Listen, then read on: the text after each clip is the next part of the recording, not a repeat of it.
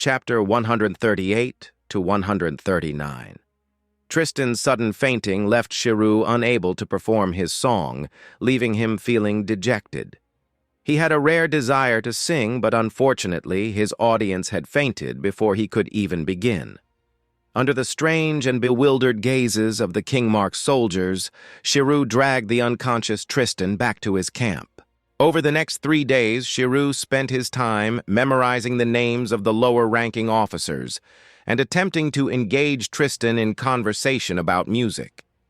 However, for some inexplicable reason, Tristan began to avoid him at every turn and refused to play his harp in the forest at night.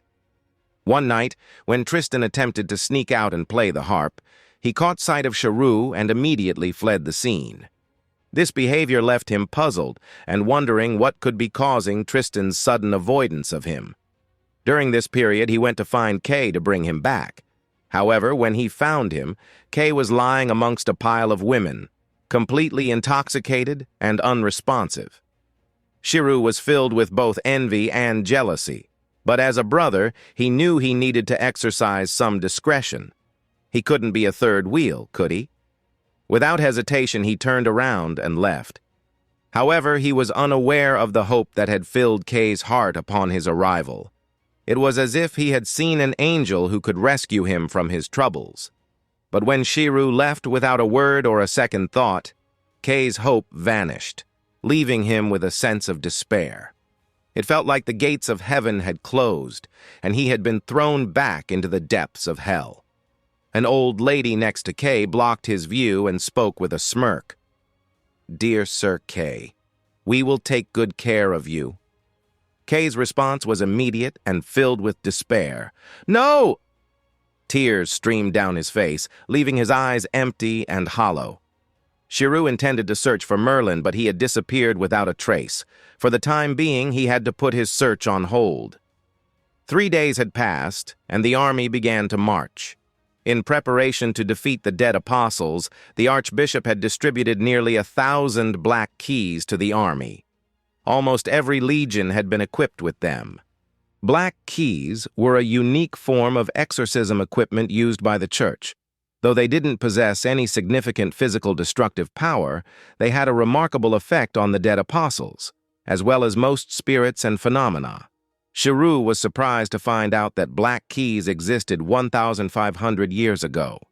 After consulting and discussing the strategy following the scouts' report, the decision has been made to launch an attack. After the strategy had been decided, Shirou made a solemn declaration. "There can only be one commander on the battlefield. If any of you have any objections, please voice them now. But once we're on the battlefield, you must obey Artoria's commands. If anyone interferes with her command, don't blame me for being rude." He had never fought in a battle or had any experience commanding troops. However, throughout history, the worst thing that could happen in a war was sudden changes in orders and inconsistent coordination. For this reason, he made his declaration in advance, hoping to avoid any confusion or interference with Artoria's command on the battlefield. The knights nodded in agreement.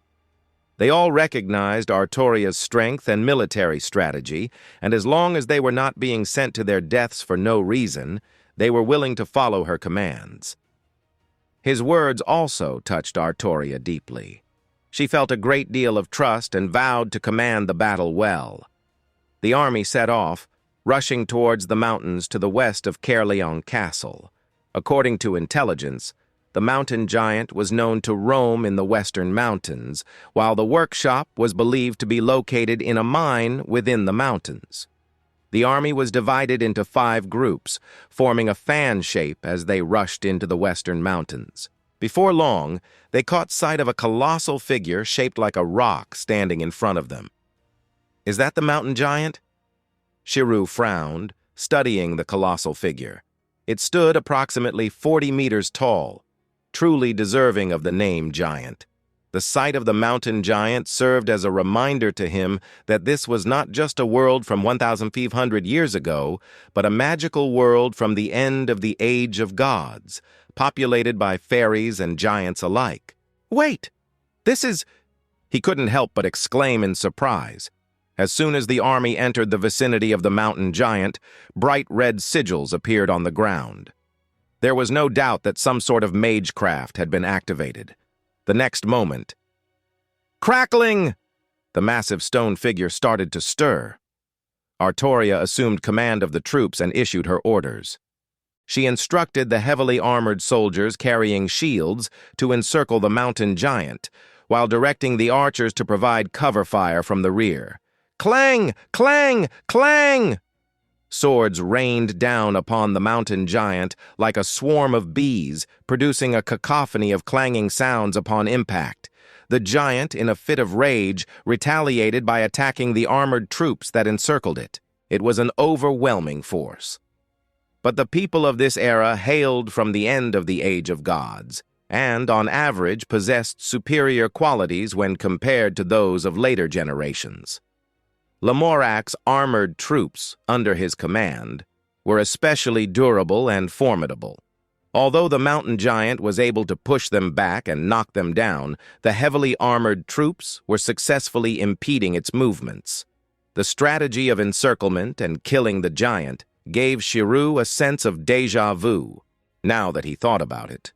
Wasn't this the same tactic Iskandar used with his army of kings to encircle and kill Spartacus?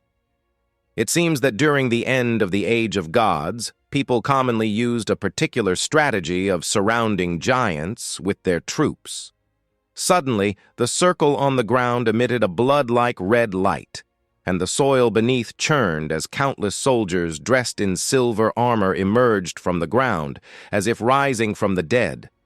The eerie soldiers looked at the living soldiers as if they were staring at a delicious meal, emitting spine-chilling howling noises.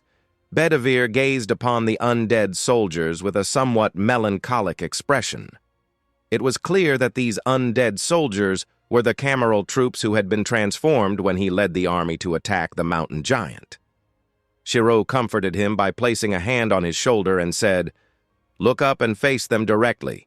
It's time to let them rest. Your Highness Arthur."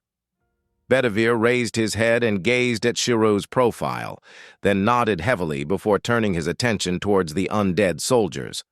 Archbishop cried out, "Undead soldiers have emerged! Switch to black keys to combat these monsters!" Artoria altered her strategy and instructed Lamorak to lead his troops in distracting the mountain giant, while the remaining soldiers were dispatched to arm themselves with black keys and clear out the undead soldiers. Archbishop and his followers also joined the battle against the undead soldiers.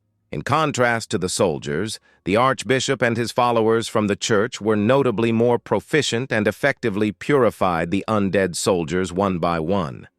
With the undead threat neutralized, Artoria ordered another army to act as the spearhead, directly tearing open the battlefield.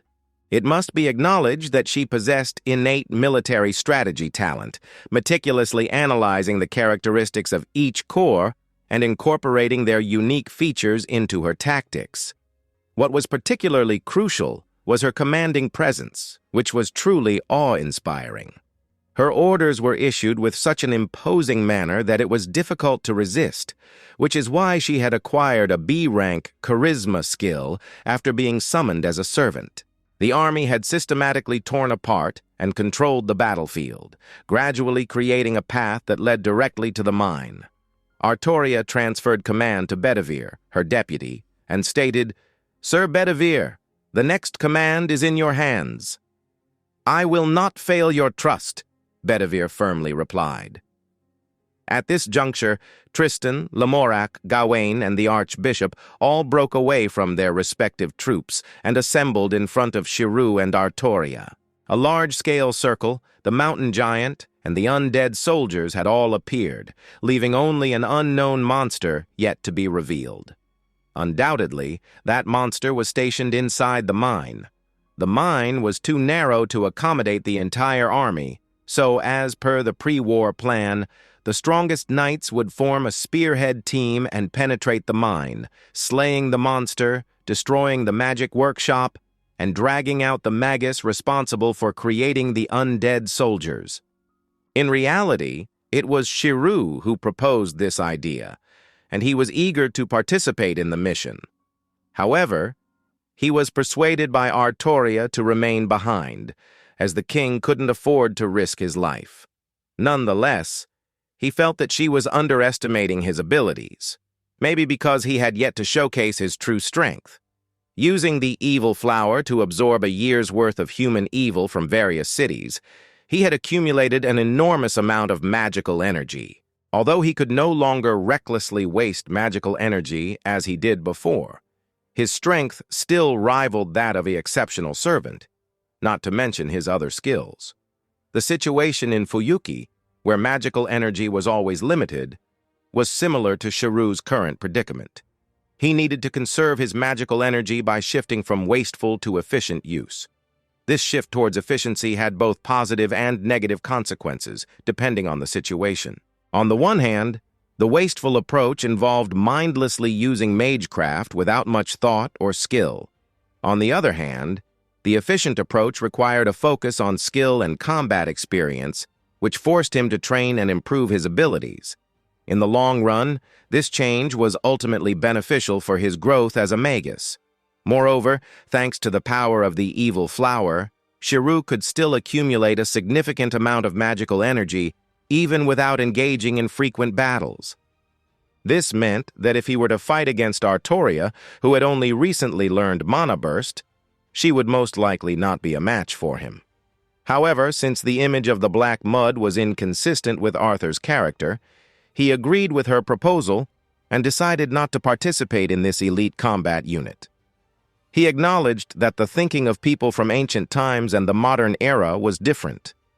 He believed that power itself was neither inherently good nor bad, but rather that the morality of those who wielded it determined its nature. However, this perspective was not shared by people from ancient times, who commonly regarded the color black as an omen of evil, and viewed any display of cursed power as a manifestation of wickedness.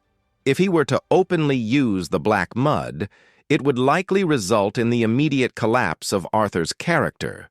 Furthermore, the Archbishop, who holds him in high regard, would most likely turn against him. After carefully weighing the pros and cons, he decided against joining the elite combat unit. "I will offer you the victory, my king," Artoria said earnestly. "Go, my knight." Artoria led Gawain, Tristan, and the others towards the mine where the workshop was located. However, crackle, crackle, crackle! The area was once again shrouded in magic circle, and the blood-red light around them grew even more intense. In an instant, the world around them transformed, and the clear sky was now stained a deep shade of red. Shirou frowned. This kind of Magecraft, with its invasive effects on the world, was approaching the level of a reality marble. Whoosh! The sound of rushing water filled the air, and he sharply turned his head towards the mine. His eyes narrowed as he quickly shouted, "Get back!" The soldiers didn't quite understand what was going on, but those who were rushing towards the mine had already started to scatter. Even before Shirou warned them, they had already sensed the terrifying power that was heading their way. In the next moment, splash, splash! Thick blood gushed out from the mine, destroying everything in its path. Even the undeads, upon touching it, melted and dissolved into the thick red liquid. What the hell is this? Jordanus was so shocked that he was at a loss for words. He had never seen or heard of anything so terrifying in his life. The Archbishop quickly retrieved dozens of black keys and fired them at the thick red liquid. The black keys were known for their exorcising abilities, but upon touching the blood, they were cursed and almost instantly dissolved into it. Next, he pulled out numerous exorcism garments, including the shroud of St. Peter that he had brought with him from the Holy Church when he became the Archbishop. However, without exception, they were all useless against the thick red liquid. In fact, they were even contaminated by the blood and started to melt into it. What is this? The Archbishop was full of shock. The soldiers around them repeatedly retreated and dared not come near the thick red liquid. Shirou stared at the thick red liquid, his eyes twitching. He could sense that it was something different, yet the same as all the world's evil. It was cursed and filled with an inexplicable type of evil. As the blood emitted a strong sense of evil, he could hear its eerie voice saying, "Eat, eat, eat, human food, eat, eat, eat." It was born from human evil and had transformed into a type of non-human evil that viewed humans as nothing more than food. Thud, thud, thud. Terrifying sounds emanated from the mine, causing people to look towards it in fear. A great sense of dread, like a dark cloud, enveloped everyone's minds. In the next moment, meow, meow, meow, meow, meow. At first, it sounded like a cat's cry, but it quickly became clear that it was actually a deafening roar coming from the mine. In the pitch-black darkness, 3 bright lights flickered. In the next moment, a giant silver-white beast emerged from the mine. It had the body of a lion and was about 3 meters in size. Its fur was bristling, and it had 3 eyes and an extremely terrifying face. Its 3 eyes were filled with blood vessels, and they were full of malice. This was a 3-eyed cat monster. Meow, meow, meow, meow, meow! In the midst of the thick blood liquid, the 3-eyed monster tilted its head back and let out a long, eerie howl. Despite its silver body resembling a string of pure silver, it only instilled terror in those who witnessed it. As Shirou looked at the 3 eyes of the cat monster, he felt a shiver run down his spine. It wasn't just due to its imposing presence or the fear that filled his heart, but rather an instinctual response. As if, as a human, he was hardwired to be afraid of this 3-eyed monster. Shirou wasn't the only one who felt this shiver. The Archbishop, Gawain, Tristan, Lamorak, Bedivere, and even Artoria all experienced the same instinctual response. The Archbishop trembled, clearly shaken by the unprecedented fear he was experiencing. Never before had he encountered such a terrifying dead apostle. This is the White Beast." Shirou's voice quivered as he spoke. The blood liquid, akin to all the world's evil, the curse, the malice, there was no mistaking it. This was indeed the White Beast. Undoubtedly, the body of the 3-eyed monster belonged to Cath Palug, the infamous White Beast, known for its evil habits as a dead apostle. In other words, it was Fu. However, at this moment, this White Beast was far from the harmless Fu in Chaldea. Instead, it had taken on the form of a monster that mimicked the blood-sucking habits of dead apostles, posing a significant threat as a true disaster in human history. Shirou's lips felt dry as he spoke. "Merlin, I can't believe you would stoop so low as to set me up like this. You've really outdone yourself this time." Shirou felt sweat dripping down his forehead as he gazed upon Cath Palug. Merlin had completely deceived him. He realized that he had been fooled. When Shirou mentioned the danger he had perceived from Merlin's pleased expression near Caerleon Castle, he had assumed that it was from the kingdom's malicious soldiers or dead apostles. Little did he imagine that the true danger would come from Cath Palug, the White Beast. Shirou wondered if he was simply being too clever for his own good, or if he was now reaping what he had sown. His thoughts had been completely fooled by that bastard, and he was now paying the price. It was no surprise that the guy had fled in a hurry, and that Shirou hadn't seen a single white hair of him in the past 3 days. That bastard had made his escape early. Really, one could never let their guard down around Merlin. Without a doubt, he held a grudge against Merlin this time. However, his immediate concern was how to get out of this place alive. He lacked confidence in dealing with the beast. After all, that was the job of the Grand Servant. But now that the beast had appeared, where was the Grand Servant? Where had it gone? Why hadn't Solomon or King Hassan shown up yet? As Shirou gazed upon Cath Palug, he cried out inwardly in despair. Even in his full power state as a demi-servant, how could he, along with 4 still-growing Knights of the Round Table and Artoria, who had only just learned Mana Burst, hope to fight against the White Beast? Wasn't that just asking for trouble? Shirou wondered what he should do. Though his forehead was covered in sweat, his mind was calm as he analyzed the situation. As a three-eyed cat monster, Cath Palug surveyed the crowd with a gaze filled with inhuman malice. Its three bloodshot eyes were terrifying to behold. Food. Food. Humans. Food. Roar! Cath Palug roared, its mouth full of huge teeth producing a low, rumbling growl that echoed throughout the mountain range. As Cath Palug roared, its silver body emitted a bloody light, and cursed and evil blood flowed under its four hooves, producing a woo-woo sound. Opening its mouth, Cath Palug produced a loud tremor of bloody light all over its body. In the blink of an eye, a surging light of blood was brewing in its mouth, which soon condensed into a blood-red energy sphere. With a resounding boom, the sphere roared out of its mouth. Boom, boom, boom, boom, boom, boom. The ground was swept clean as if by a Death Star, with everything in its path destroyed and all life extinguished. The terrifying light cannon caused a violent storm, lifting everything in its path, including trees, off the ground.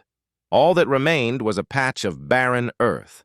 Some soldiers who were too close to the light cannon were directly lifted by the storm and slammed heavily onto the ground. They were terrified and horrified by the monstrous attack.